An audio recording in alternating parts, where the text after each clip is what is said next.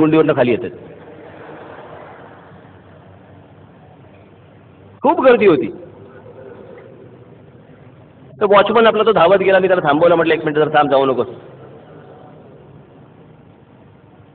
त्या खाली उतरल्या, पुन्हा गेल्या, पुन्हा वर चढल्या, पुन्हा घसरून खाली आल्या.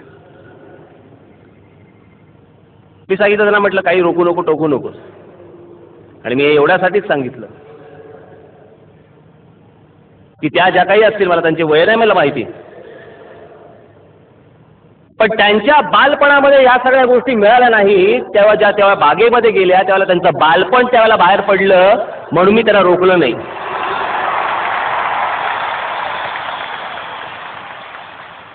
त्या स्वतःला आवरू शकल्या नसतील की मी ज्या वेळेला लहान होते त्यावेळेला मला जर समजा ही गोष्ट मिळाली असती तर मला किती आनंद झाला असता. जर तेव्हा नाही मिळाली, एकदा तर जाऊन येते.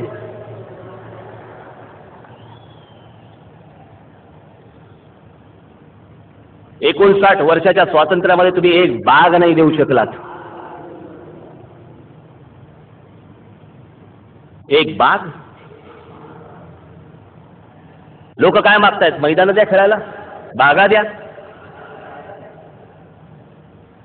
उद्या येणाऱ्या मुंबई महानगरपालिकेच्या निवडणुका आहेत. त्या निवडणुका जेव्हा होतील तेव्हा होतील, पण एक गोष्ट आज सांगून ठेवतो, आज ज्याची सुरुवात उद्यापासून होणार, मुंबईमधला कोणताही आरक्षित भूखंड कोणालाही विकू दिला जाणार नाही. तो बागेचा, शाळेचा अथवा कोणताही विकू दिला जाणार नाही, म्हणजे जाणार नाही. इथे मैदानात जेवढे बांबू घातलेत ना,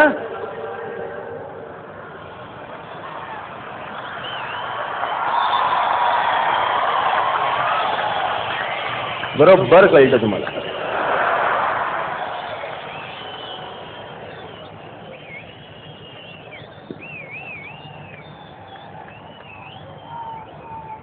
हे मुंबईमध्ये रस्ते बनवणारे कॉन्ट्रॅक्टर्स,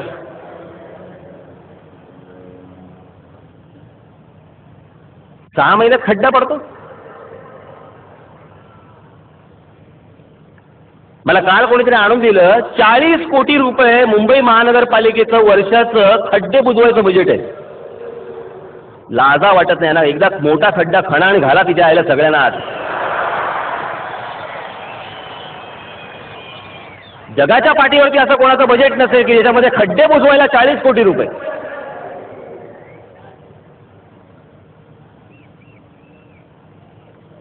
हे जे कॉन्ट्रॅक्टर्स आहेत ना, त्यांच्यावरती देखील याच्या पुढे लक्ष ठेवलं जाणार की रस्ता बांधल्यानंतर पुढची 10 वर्ष जर त्या रस्त्याला काही झालं,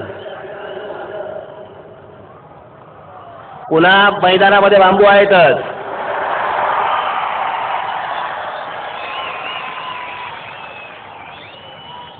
काय थट्टा लावलीत? मुंबई महानगरपालिकेचं 12,000 कोटीचं बजेट हे या नालायकांच्या खिशात जाण्यासाठी म्हणून ठेवायचं, आणि तुम्ही फक्त नुसतं असं खड्ड्यातनं पाय मुरगळला म्हणून घरी यायचं. अगं ग बाई, माझं आज काय ग. कुठे खणलेला रस्ता असतो, कुठे खड्डा असतो, कुठे काय असतं. शाळेतल्या मुलांचा विचार नाही की तो क्रॉस कसा करेल. ट्रॅफिकची अवस्था बिकट, सगळीकडेच भीषण परिस्थिती. कोकणामध्ये गेलो होतो, सिंधुदुर्ग जिल्ह्यात. आत्ता नाही, मागे निवडणुकांच्या अगोदर खूप.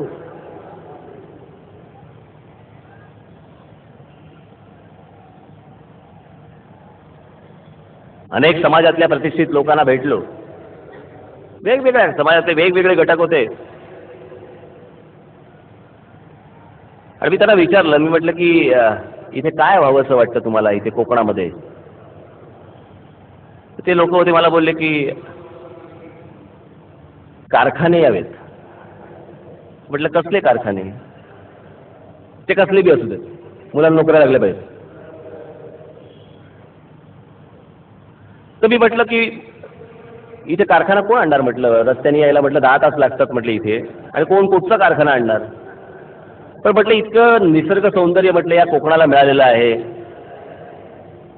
इथे आंबा आहे, इथे काजू आहे, इथे अनेक प्रकार गोष्टी आहेत. याच्यावरती काही करावं असं नाही का वाटत किंवा यावंसं नाही काय वाटत? मला बोले म्हणजे काय?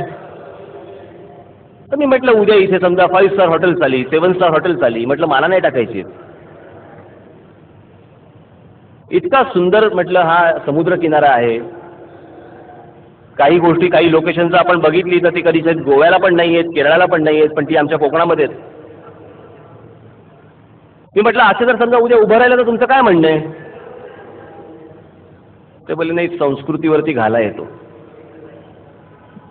म्हटलं कोणती संस्कृती, कसली संस्कृती? म्हटलं कशाबद्दल तुम्ही बोलताय? नाही ते तुम्हाला माहिती आहे ते फॉरेनर बायका कशा फिरतात. अरे म्हटलं तुला सांगतं का फिरायला तसं? त्या फिरतील आणि जातील, पण त्या संपूर्ण कोकणाचं अर्थकारण कसं बदलेल? नाही नाही, पण ते जाऊन देते, संस्कृतीवरती घाला येतो. आणि म्हणून मी त्यांना नेहमी, मी माझ्या अनेक भाषणांमधून मी हे सांगितलेलं आहे खरं तर, आज मुद्दा म्हणून परत सांगतो.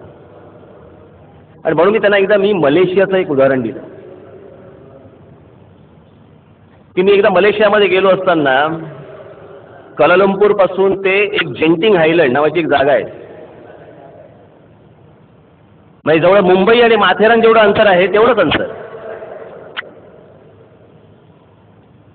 मी, माझी पत्नी, आमची मुलं, आमच्या बरोबरचे काही सगळे लोक होते, मित्रपरिवार, आम्ही गेलो तिकडे. गेल्यानंतर तिकडे पाहिलं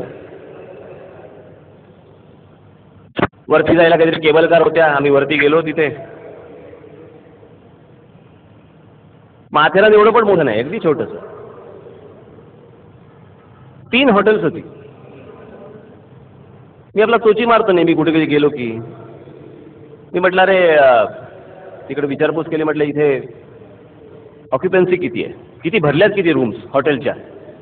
तर त्यांनी मला सांगितलं नाही साहेब, हे नाही आहे, काय म्हणतो आपण त्याला, सीझन चालू नाही,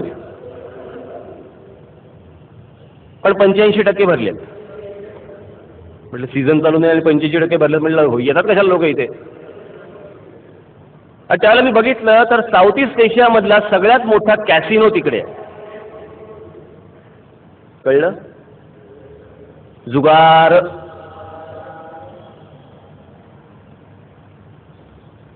माझी इथे पत्रकार बांधवांना विनंती आहे, मी जुगाराला प्रोत्साहन देत नाहीये, मी फक्त तिथली एक गोष्ट सांगतोय.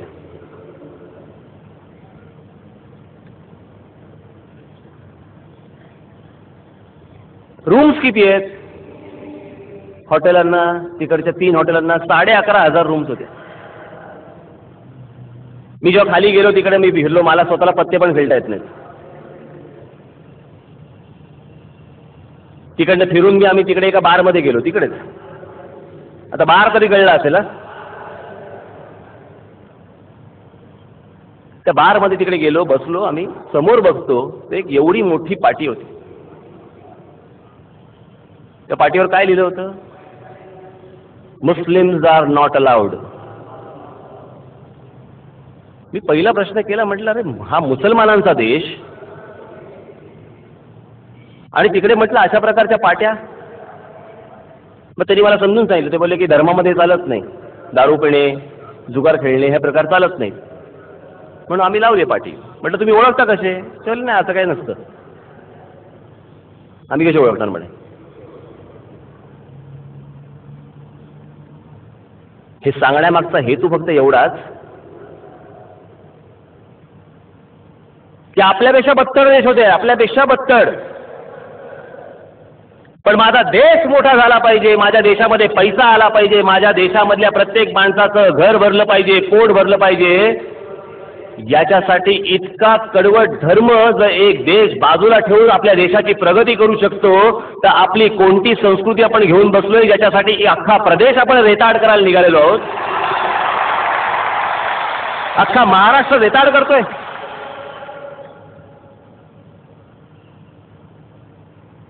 आणि कुठच्याही या राज्यकर्त्यांना काही पडलेलं नाही. त्या विलासराव देशमुखांनाही नाही आणि त्या शरद पवारांनाही नाही, अजून कोणालाही नाही.